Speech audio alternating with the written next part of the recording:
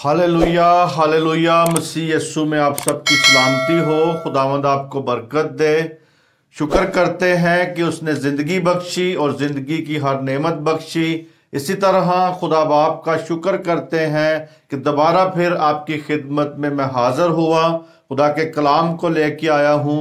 इसी तरह मेरे अज़ीज़ों, इस कलाम को जब आप सुनते हैं तो दूसरों तक इसे शेयर करें ताकि दूसरों की ज़िंदगी भी बदलें और आपकी ज़िंदगी भी बदले और खुदा आपकी ज़िंदगी में रोज़ बरोज़ अपने कलाम के वसीला से बरकतों को नाज़िल करे।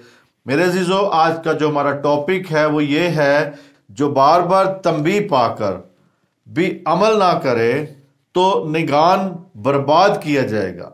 यानी मेरे अज़ीज़ों, वो इंसान जिसे बार बार भी तंबीह की जाती है, वो जब कलाम पर अमल नहीं करेगा तो वो नगान बर्बाद किया जाएगा। बाइबल का ये फैसला है, बाइबल में ये लिखा है और खुदा ने फरमाया है। आज हम देखते हैं खुदा के पाक कलाम में से इमसाल 29 बाब उसकी पहली आयत में क्या लिखा है।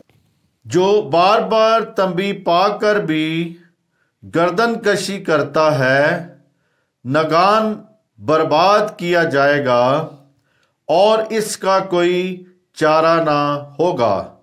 मेरे अज़ीज़ों, यहाँ पे हम इस बात को सीखते हैं कि खुदा अपने कलाम में फरमा रहा है और कह रहा है यहाँ पे कि जो कोई शख्स नसीहत पाकर भी, यानी बार बार उसे नसीहत की जाती है, बार बार सिखाया जाता है, लेकिन फिर भी अगर वो गर्दन कशी करता है, नगान बर्बाद किया जाएगा। यानी उस पर जो आफत आएगी वो पता ही नहीं चलेगा कहाँ से आई। नगान आफत आएगी और कहता है कि बर्बाद किया जाएगा और उसका कोई चारा नहीं है, उसका कोई चारा नहीं है, उसे कोई बचाने वाला भी नहीं होगा। क्योंकि मेरे अज़ीज़ों, खुदा अपने कलाम में जो फरमाता है वो सच फरमाता है। और यहाँ पे कहता है कि कोई शख्स जो मेरे अज़ीज़ों नसीहत पाकर भी गुनाह से तौबा नहीं करता, उसे बताया जाता है ये तेरा गुनाह है, इस बात पे तू तौबा कर, लेकिन वो तौबा नहीं करता, अचानक बर्बाद हो जाएगा। अचानक उस पर आ पड़ेगी, अचानक उस पर बीमारी आ पड़ेगी, अचानक उस पर मेरे अज़ीज़ों कोई ना कोई वो मुसीबत आ पड़ेगी जिसकी वजह से उसकी बर्बादी लिखी होगी। इसी तरह मेरे अज़ीज़ों, मज़ीद कोई मौका नहीं दिया जाएगा, उसे कोई मौका नहीं दिया जाएगा। तो मेरे अज़ीज़ों, नूह के ज़माने में, नूह के ज़माने के लोगों ने नूह की बात सुनने से इनकार किया, और सुनने से इनकार किया। तूफान आया, सब कुछ जो भी था वहां पे, लोग भी थे, चरिंद परिंद जितनी चीजें थी, सब कुछ बर्बाद किया गया, सब कुछ बर्बाद हो गया। तो मेरे अज़ीज़ों, इसी तरह इस बात को सीखना है कि नूह के दौर में भी नूह को खुदा ने चुना इसीलिए कि लोग बर्बाद ना हो, लोगों की बर्बादी ना हो। लेकिन लोगों ने मेरे अज़ीज़ों अपनी मर्जी की, अपनी मर्जी से जिंदगी गुजारी। और इसी तरह आज भी मेरे अज़ीज़ों, जब लोगों को सिखाया जाता है, बताया जाता है, लेकिन वो फिर भी अपनी मर्जी करते हैं। तो मेरे अज़ीज़ों, तंबीह का जो लुग़वी माना है, सरनश्त, फहालिश और नसीहत जो है, खबरदारी, आगाही, ताकीद। और जो नगान लफ्ज़ है, बेवक्त, बेमौका, बेखबरी में अचानक कहता।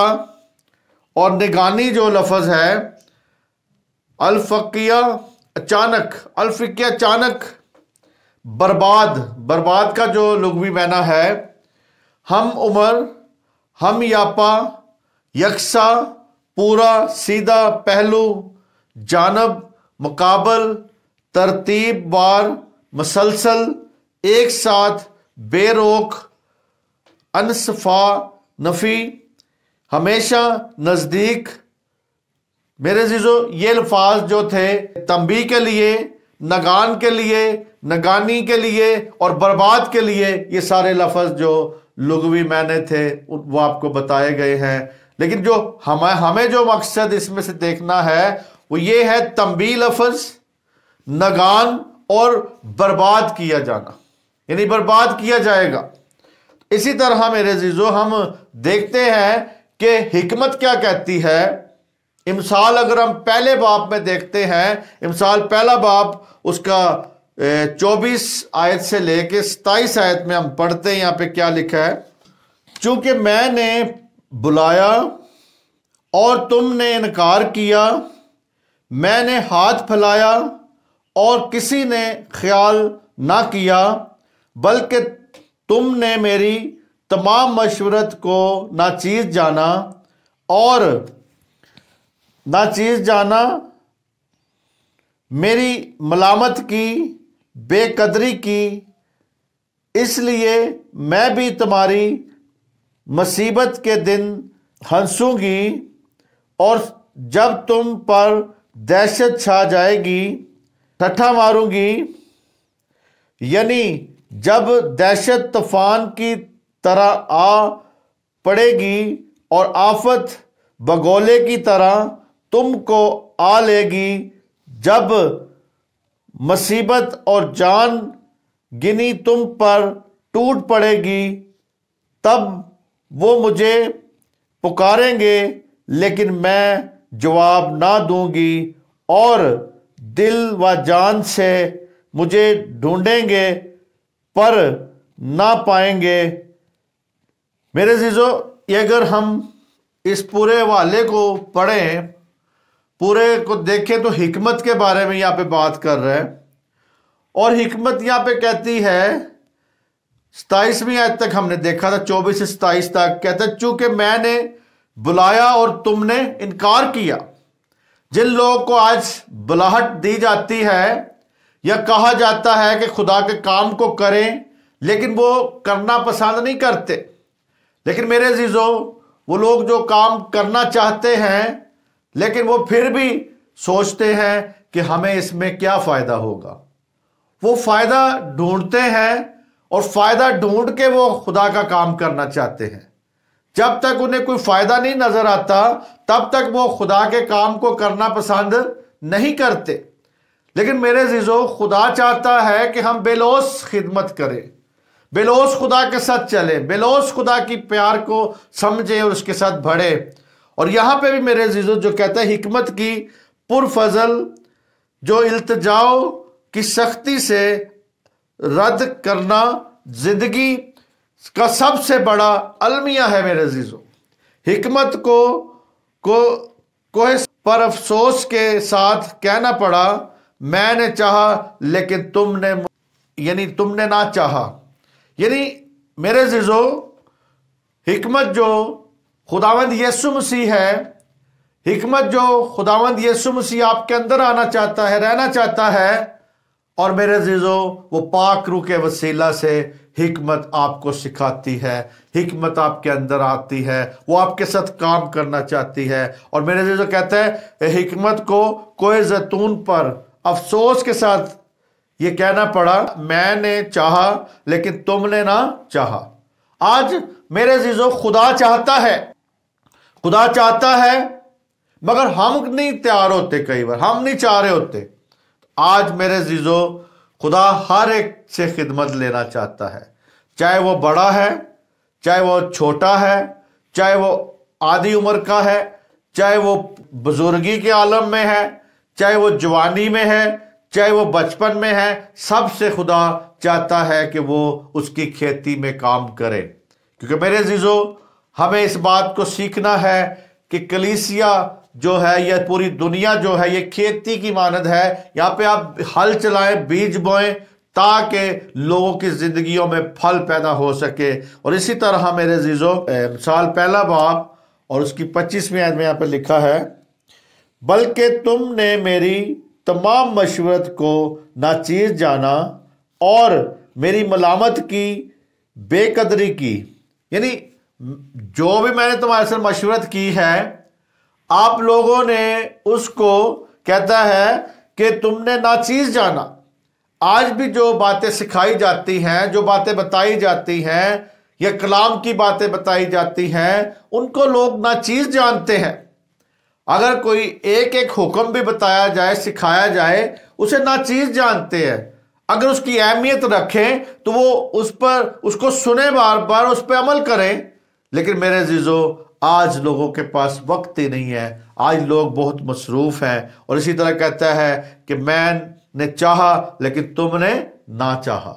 تو میرے عزیزو، یہی ہے یہاں پہ لکھا ہے۔ مشورت کہتا ہے، مشورت کو ناچیز جانا اور میری ملامت کی بے قدری کی تم لوگوں نے، کوئی قدر نہیں کی۔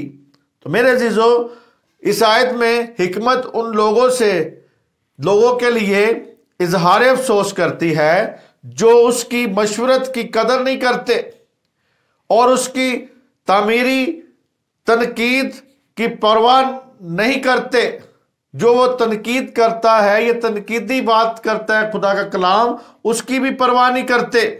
انسان کا انکار کرنا اس لیے نامقبول ہے کہ خدا کے احکام اور جو تنبیہ خدا کی نہیں بلکہ انسان کی بھلائی کے لیے ہوتی ہے۔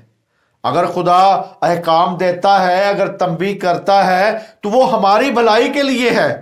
لیکن میرے عزیزو، لوگ نہیں جانتے اس بات کو، لوگ نہیں سمجھنا چاہتے، لوگ اس پہ عمل نہیں کرنا چاہتے۔ اسی طرح میرے عزیزو، باران جو تھا ہاؤس، تو میرے عزیزو اس نے کہانی کے ذریعے بتایا کہ اس کی وضاحت یہ کی تھی کہ ایک چھوٹی لڑکی تھی چڑیا گھر میں، جیسے سفاری پارک ہوتے ہیں، اس کے بیرونی جنگلے میں سے گزر کے اندرونی جو جنگلہ تھا اس کی طرف کو چلتی جا رہی ہے۔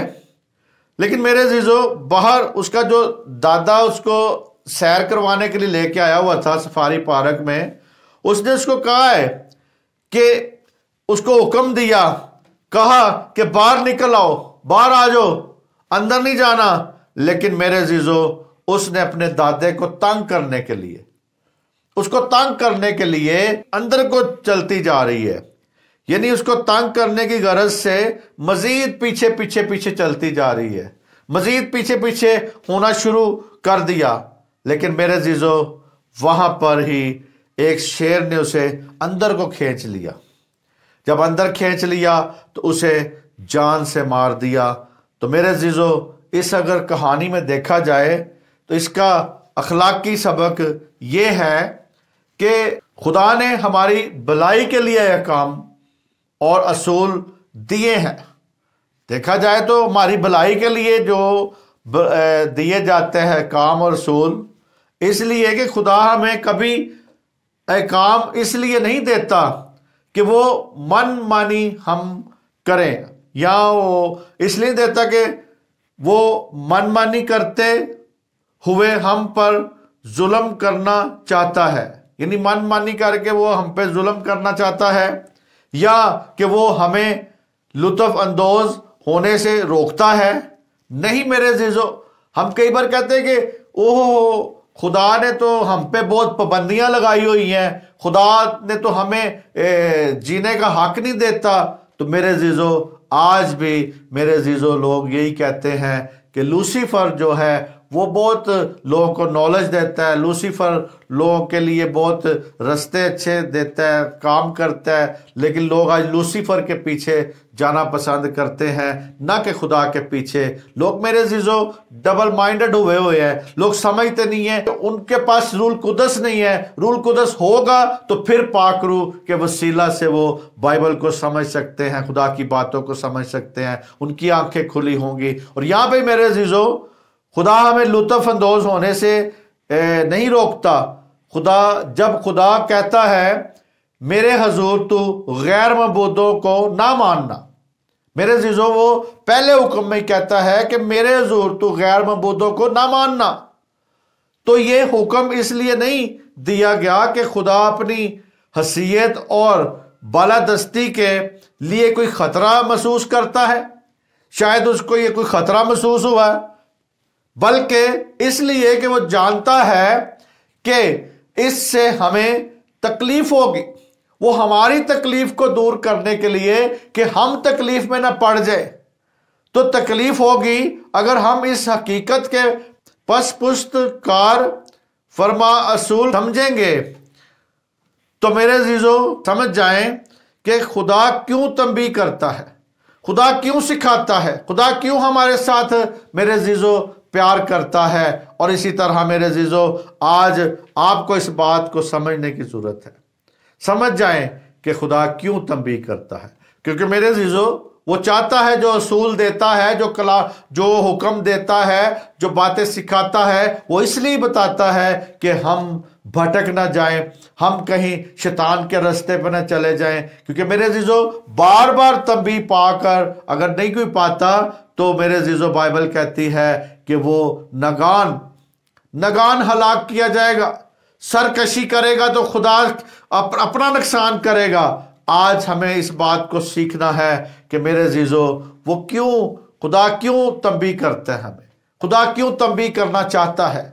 دیکھیں ذرا عبرانیوں 12 باب اس کی 6 آیت میں کیا لکھا ہے، کیونکہ جس سے خداوند محبت رکھتا ہے اسے تنبیہ بھی کرتا ہے، اور جس کو بیٹا بنا لیتا ہے اس کو کوڑے بھی لگاتا ہے۔ میرے عزیزو یہاں پہ اس بات کو سیکھیں، آج آپ کو اس بات کو سمجھنا ہے، سمجھ جائیں کہ خدا کیوں تنبیہ کرتا ہے۔ اس لیے کہتا ہے کہ اے میرے بیٹے خداوند کی تنبیہ کو ناچیز نہ جان۔ یعنی یہاں پہ بھی میرے عزیزو اگر 6 آیت میں وہ کہتا ہے کہ کیونکہ جس سے خدا محبت رکھتا ہے اسے کیا کرتا ہے جی؟ تنبیہ کرتا ہے۔ آپ بھی میرے عزیزو اس بات کو سیکھیں کہ ہم دنیا میں جب رہتے ہیں اپنے بچوں سے محبت رکھتے ہیں تو اس سے تنبیہ کرتے ہیں، اس کو سکھاتے رہتے ہیں، بتاتے رہتے ہیں، تاکہ وہ کسی بربادی میں نہ جائیں، تاکہ وہ کسی غلط راستے پر نہ چلے جائیں، تاکہ وہ کہیں بری جگہوں پہ اپنی بری سوسائٹی میں نہ چلے جائیں۔ اس لیے ماں باپ بار بار تنبیہ کرتا ہے، بار بار انہیں سکھاتا ہے۔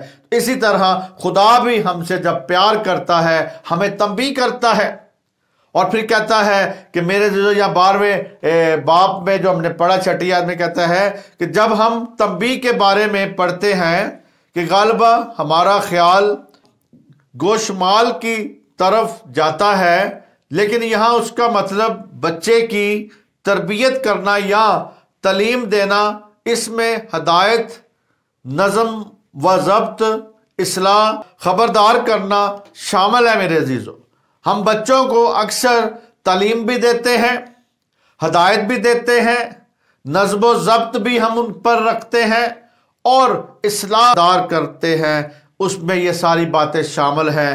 ان سب کا مقصد یہ ہے کہ مسیح خوبیاں پیدا کرنا اور برائی کو نکالنا ہے، تاکہ بار بار سکھایا جائے۔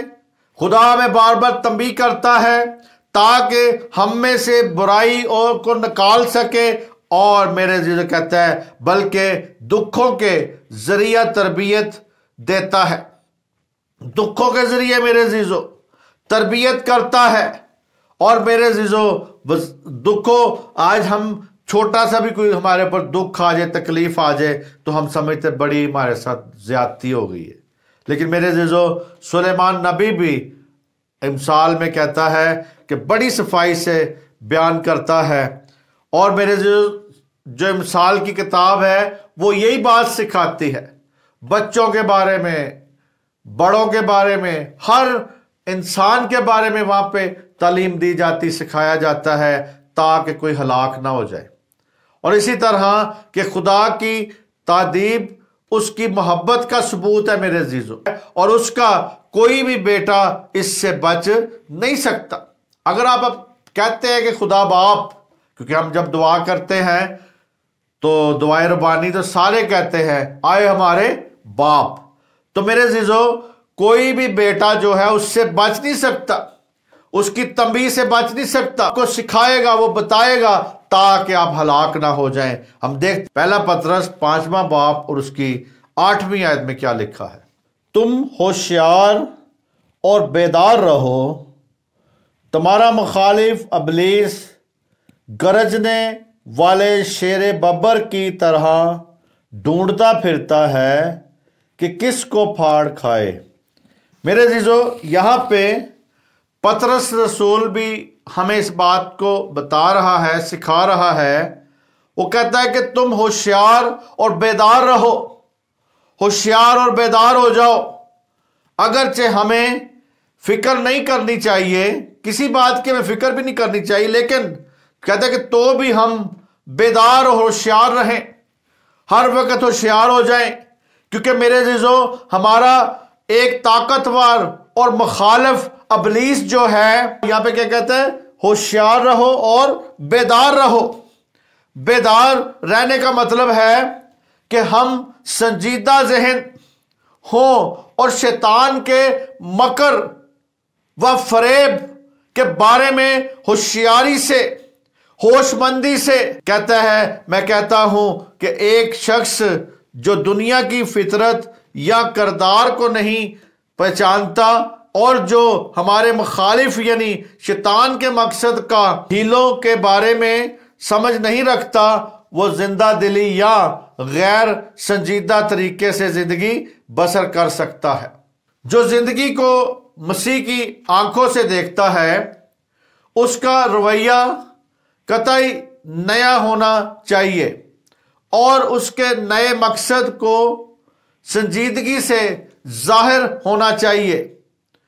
اس بدکار کے ہیلوں کا مقابلہ کرنے کے لیے ہمیں متواتر، چوکس اور تیار رہنا چاہیے، کیونکہ میرے عزیزو شیطان بہت مکار ہے، وہ مکار ہے۔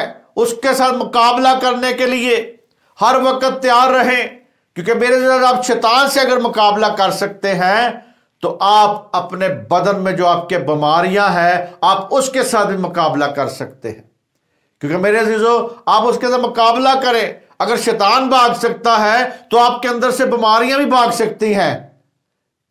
میرے عزیزو ہم شیطان کو بھگانے کے لیے اپنے ایمان کو مضبوط کرتے ہیں کئی بار، لیکن کیا اپنی جو ہماری بدنی بیماریاں ہوتی ہیں ان کو بھی بھگانے کے لیے ہمارے پاس کوئی ٹھوس مضبوط ارادے ہمارے پاس ہیں یا نہیں ہیں؟ وہ رکھنے کی آج ضرورت ہے۔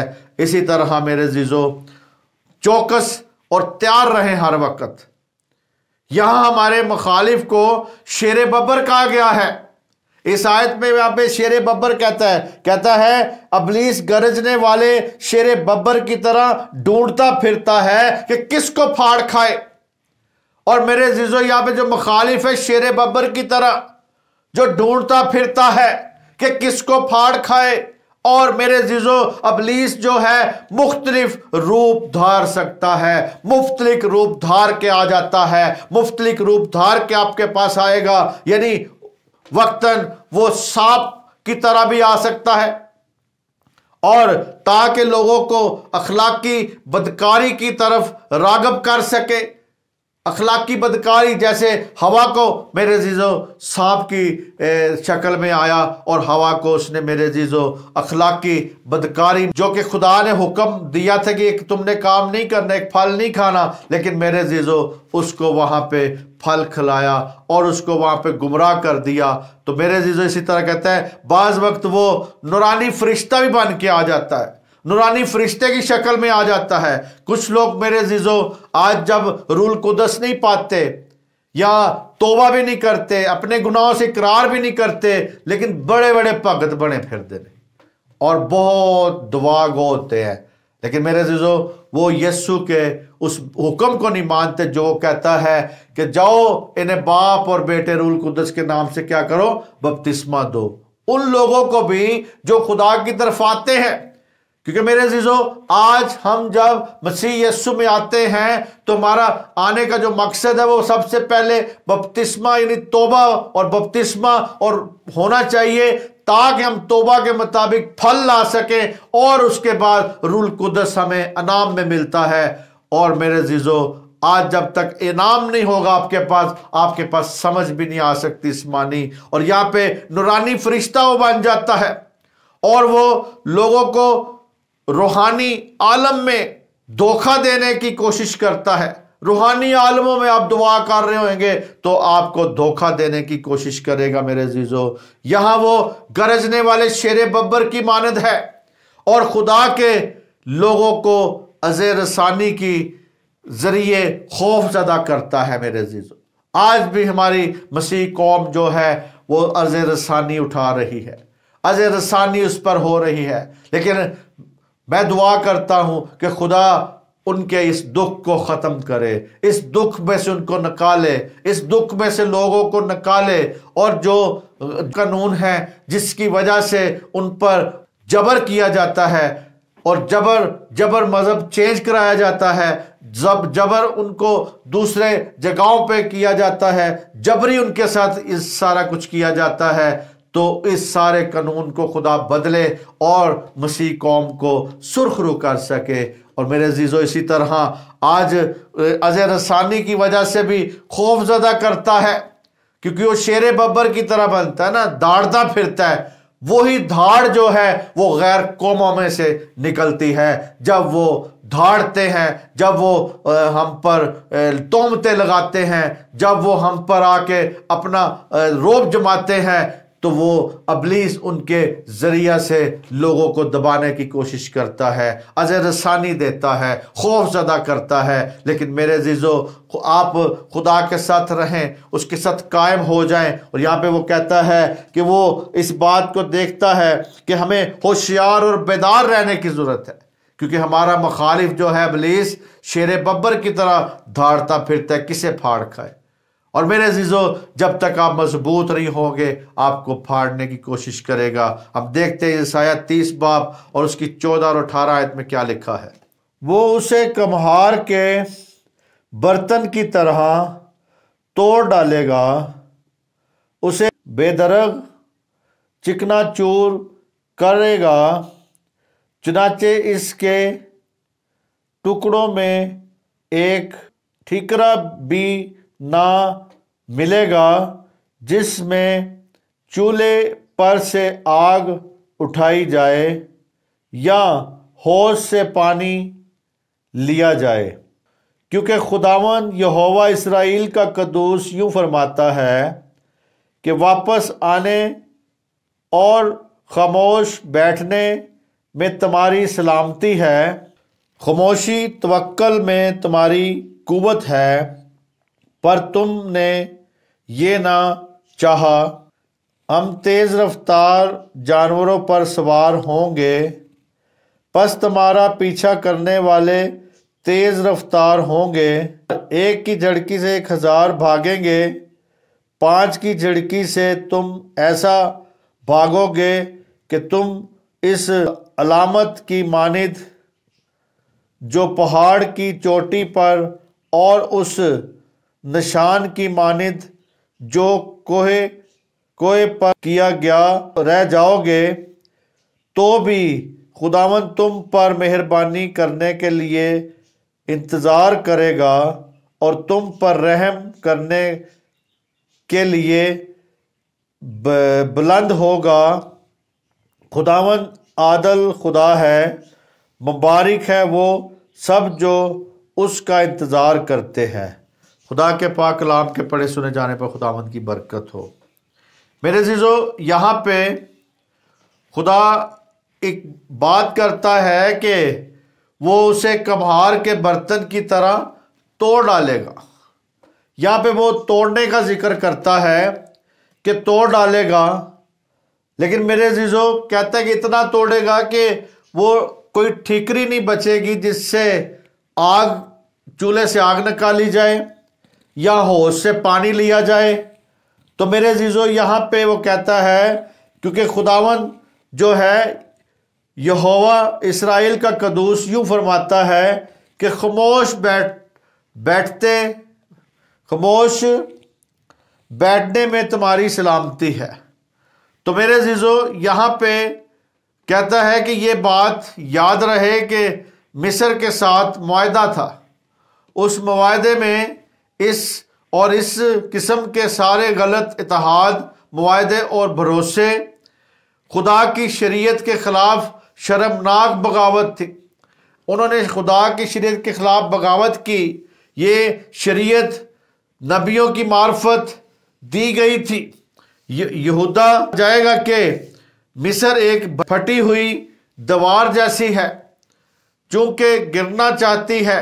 یہ ہے کہ یہ اونچی ابھری हुई दीवार एक दम गिर जाएगी और इस तरह चिकनाचूर होगी जिस तरह मट्टी का बर्तन, उसका कोई ठीकरा इतना बड़ा ना रहेगा कि मामूली काम के लिए इस्तेमाल किया जाए, मामूली काम में लाया जा सके।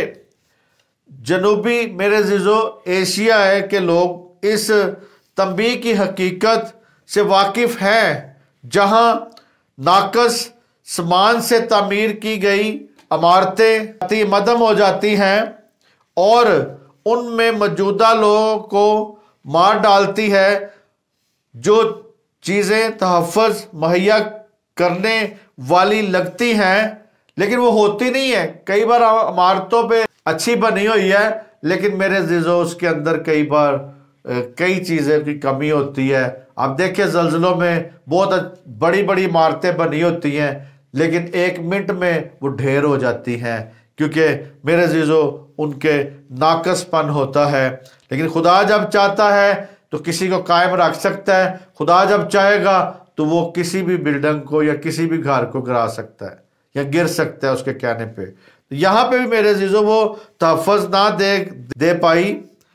इस दीवार का मलबा टूटे हुए बर्तन जैसा होगा, उसके टुकड़े इतने छोटे होंगे कि वो आग उठाने या हौज में से पानी निकालने के लिए इस्तेमाल भी हो सकेंगे, ताकि हम खुदा के साथ उनकी बेवफाई और उसे रद्द करने के बावजूद वो अपने ओहदे का साथ वफादार रहें और अपने लोगों को रद्द नहीं करेगा। वो एक सब्र करेगा, वो क्योंकि वो बाप है, वो सब्र करता है। और मेरे अज़ीज़ों वो फिर भी वो कहता है कि अगर इस किस्म के हालात होंगे मैं फिर भी सब्र करूंगा। आखिरी आयतों में वो यहाँ पे कहता है तो भी खुदावंद हम पर मेहरबानी करने के लिए इंतज़ार करेगा और हम पर रहम करने के लिए बुलंद होगा, क्योंकि खुदावंद आदल खुदा है। मुबारक है वो सब जो उसका इंतज़ार करते हैं। आज अगर आप उसका इंतज़ार करते हैं तो मुबारक है, वो आपका भी इंतज़ार करता है।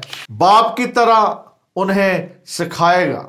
आज भी वो बाप की तरह सिखाता है कि उन्हें अपने दुश्मनों से बचने का, इससे सलामती पाने के लिए अपने गुनाहों से तौबा करने की ज़रूरत है। मेरे अज़ीज़ों, अगर आप चाहते हैं कि आपके दुश्मनों से आपको तहफ़्फ़ुज़ मिल जाए, आपके दुश्मन आपके ऊपर मसल्लत ना रहें हर वक़्त, तो तौबा करें, अपने गुनाहों से इकरार करें और मसीह यीशु को अपना शख्सी नजात देंदा माने, ताकि वो आपकी इन मुश्किलों को हल कर सके। हम देखते हैं यिर्मयाह 19 बाब और उसकी 10 से 15 आयत में क्या लिखा है। तब तू उस सराय को उन लोगों के सामने जो तेरे साथ जाएंगे तोड़ डालना और उससे कहना कि रब्बुल फ़ाज यूँ फरमाता है कि मैं इन लोगों और इन शहर को ऐसा तोड़ूंगा जिस तरह कोई कमहार के बर्तन को तोड़ डाले जो फिर दुरुस्त नहीं हो सकता, और लोग तोहफत में दफन करेंगे यहाँ तक कि दफन करने को जगह ना रहेगी। मैं इस जगह और इसके बशिंदों से ऐसा ही करूँगा।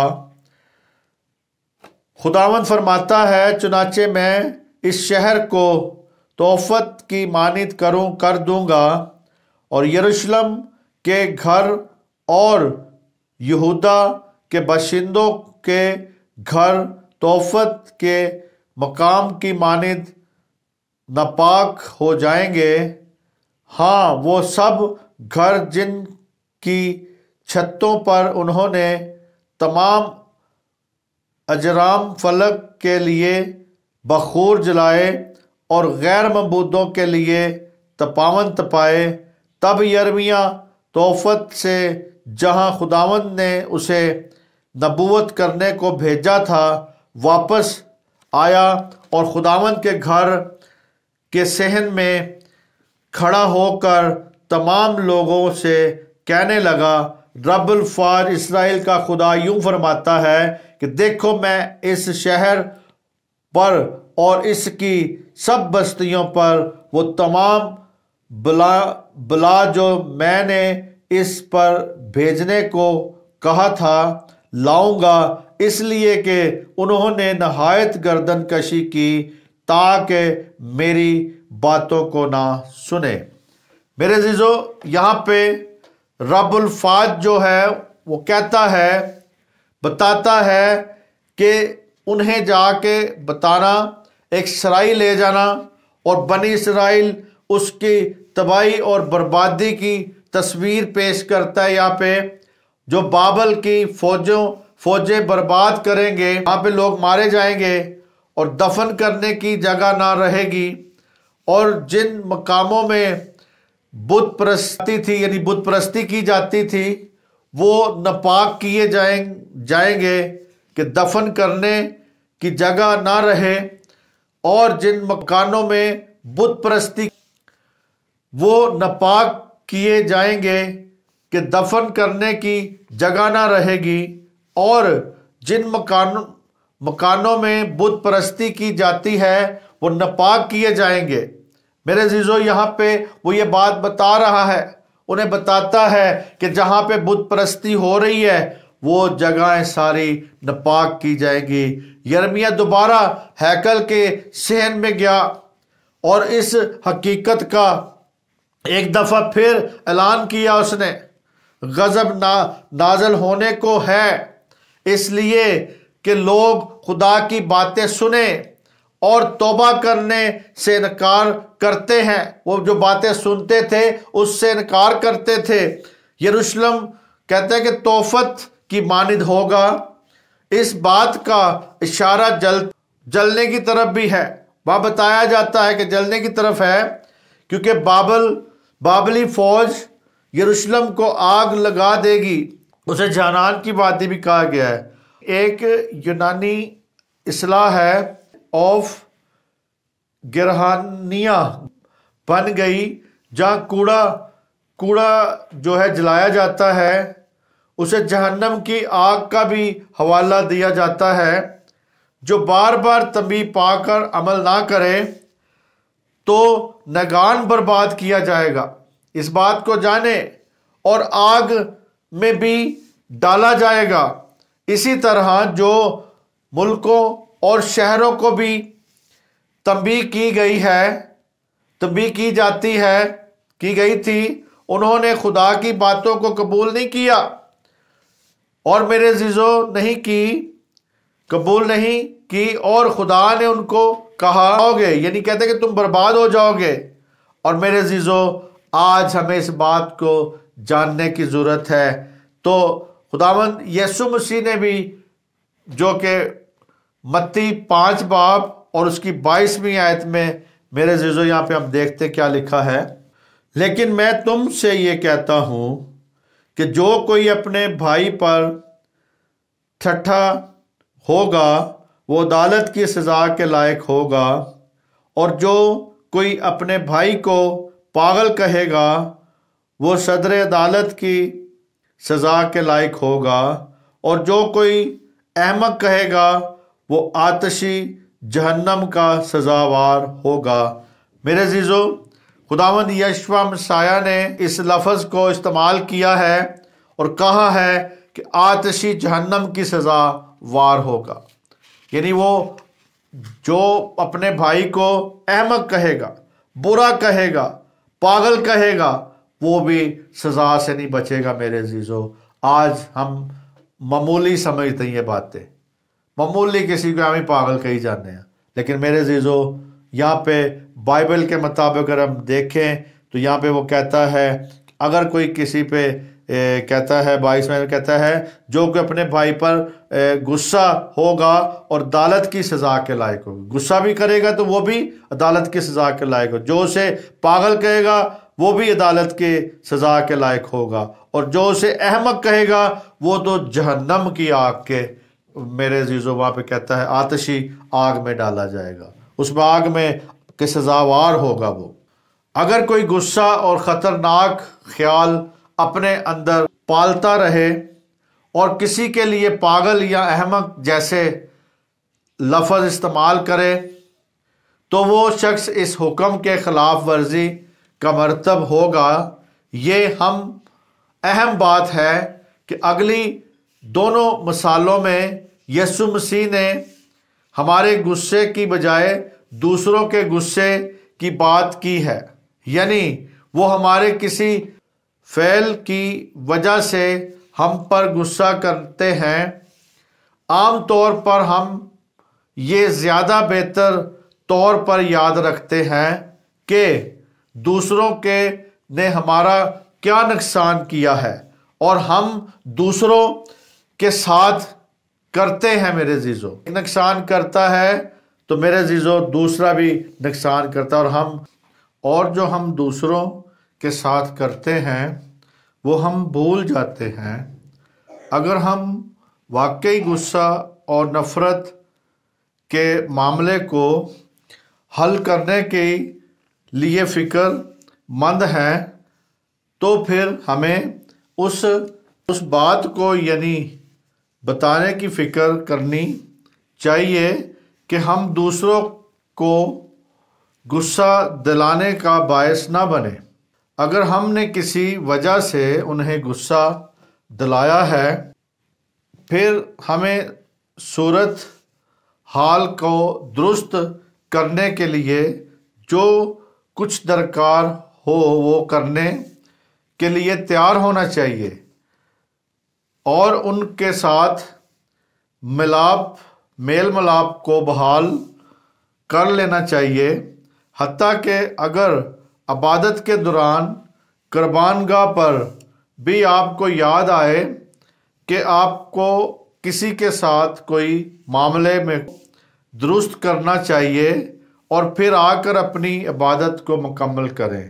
کیونکہ میرے عزیزوں کہتا ہے کہ تجھے قربان گاہ پہ یاد آئے کہ تو نے معافی نہیں مانگی تو پہلے معافی مانگ اور پھر خدا کی طرف آ.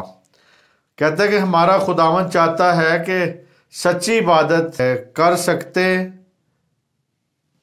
سچا رشتہ اپنے آسمانی باپ کے ساتھ جوڑ سکیں. خدا اور اس کا بیٹا نہیں چاہتا کہ ہم پر ناگہان بربادی آ جائے. جو لوگ خدا باپ اور اس کے بیٹے اور خدا کے خادموں سے جو بار بار تنبیہ پا کر بھی عمل نہیں کرتے ان کے لیے بربادی ہر وقت تیار رہے گی. میرے عزیزو تیار ہے. ابلیس شیطان بھی ہر وقت ہمیں واچ کرتا رہتا ہے, دیکھتا رہتا ہے تاکہ پھاڑ کھائے, تاکہ برباد کرے, خدا کی رویا سے ہٹا کر اپنی رویا میں لگا دیتا ہے. میرے عزیزو تاکہ ہم اس دنیا میں اور آخرت میں برباد کیے جائیں. اس دنیا میں بربادی اور آخرت میں ہماری بربادی ہوگی اگر ہم اس رویا کو چھوڑ دیتے ہیں جو خدا ہمیں دیتا ہے اور دینا چاہتا ہے. تنبیہ عمل کرے کہ طاقت عطا فرمائے. اور اسی طرح میرے عزیزو ہم دعا کرتا ہوں میں آپ کے لیے کہ اس ٹاپک کو سمجھنے کی خدا آپ کو توفیق بخشے, کہ جو بار بار تنبیہ پا کر بھی عمل نہ کرے تو ناگہان برباد کیا جائے گا. قدوس قدوس قدوس مہربان لشکروں کے خداوند خدا تیرا شکر کرتے ہیں اس سارے قیمتی موقع کے لیے خداوند جو تو نے ہمیں بخشا تاکہ خدا باپ تجھے سجدہ کرے, دھن باد کہیں. اسی طرح خداوند تیرے لوگوں کے لیے برکت چاہتے تو ان کے ساتھ ہو, چھو عمر کی درازی بخش اور خداوند جن لوگوں نے یہ کلام کو سنا ہے ان کو بڑی برکت بخش، اور خداوند اس کلام پر عمل کرنے کی توفیق دے، کیونکہ خداوند تیرے کلام میں جو ہم نے پڑھا ہے یہاں پہ لکھا ہے کہ جو بار بار تنبیہ پا کر تنبیہ نہیں کرتا، یعنی سیکھتا نہیں ہے یا باز نہیں آتا، تو خدا اسے برباد کر دیتا ہے، نگان برباد کیا جائے گا۔ تو میرے عزیزو، آج ہمیں اس بات کو سیکھنا ہے کہ جب ہمیں خدا کے کلام سے روز سکھایا جاتا ہے، جو ہم باتیں میں آپ تک پہنچاتے ہیں، اگر آپ اس پہ عمل نہیں کریں گے تو نگان برباد کیے جائیں گے۔ تو ایسا نہ ہو کہ ہم بربادی کے راستے پر چلیں، بلکہ ہمیں آج امن اور خداوند کی طرف بڑھنے کی ضرورت ہے، اور خداوند تو ان کے ذہنوں کو، دلوں کو بدل اور سوچوں کو بدل، تاکہ اس کلام کے مطابق یہ اپنی زندگیوں کو ڈھال سکے۔ خداوند تیرا شکر کرتے ہیں، آپ کے بیٹے یسوع مسیح کے نام سے مانگتے ہیں، آمین آمین۔ میرے عزیزو، خدا آپ کو برکت بخشے، خدا آپ کو کرنے کی طاقت عطا فرمائے اور قوت عطا فرمائے، اور اسی طرح وہ قوت بخشے تاکہ آپ ابلیس کے ساتھ مقابلہ کر سکے، اور جن لوگوں کو تنبیہ کی جاتی ہے وہ تنبیہ پا کر تنبیہ پائیں، ایسا نہ ہو کہ ہلاک کیے جائے۔ تو خدا آپ کو برکت بخشے، آمین آمین آمین ثم آمین۔